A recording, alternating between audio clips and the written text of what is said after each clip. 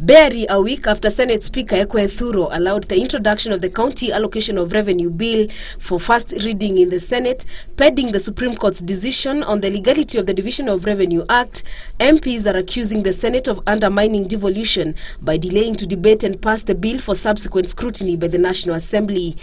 If we publish a bill and it remains a bill for more than 30 days, then it may easily find itself in the dustbin. Leader of Majority Party Eden Duale argued that there exists the separation of powers between Parliament and the judiciary, saying Parliament should not put its business on hold in anticipation of the Supreme Court's ruling. The County Assembly must oversight the budget and the legislative agenda that goes on in the county government. Mr. Speaker, the Jubilee government has been accused by the governors of fighting devolution. I want to confirm today, the biggest enemy of devolution are the governors themselves. Suba MP John Buddy claimed that the county governments were at liberty to receive the funds even in the absence of the County Allocation of Revenue Bill. The counties can go on, do their appropriation and proceed without the County Allocation of Revenue Bill.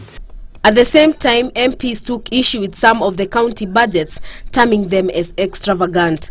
We have counties without cabinet, and the governors are resubmitting the same names because it's like they are dying to have their relatives and their friends. Juzi nilipokwenda Meru, nilisikia speaker akisema, Mheshimiwa Rais, karibu rais wetu mpendwa, karibu. Nikasuka nikauliza, kwani Uhuru amekuja kwangu bila kuniuliza?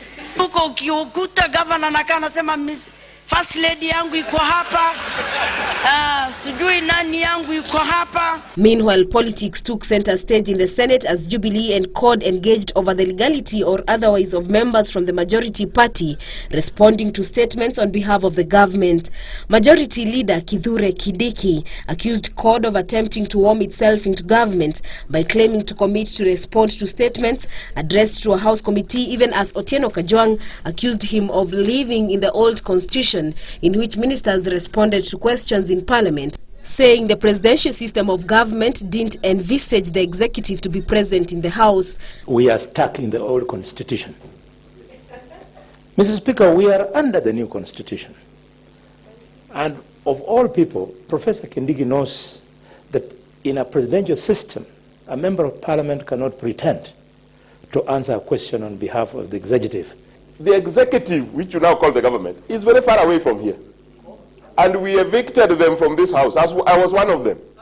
We were evicted from this house and sent to State House. And now we have recently appointed cabinet ministers and PSS, or what we now call principal secretaries. So don't pretend to be government in this house.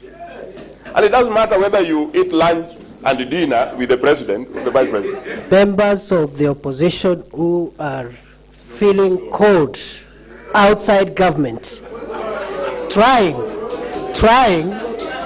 Mr. Speaker, sir, to worm their way into government through the back door.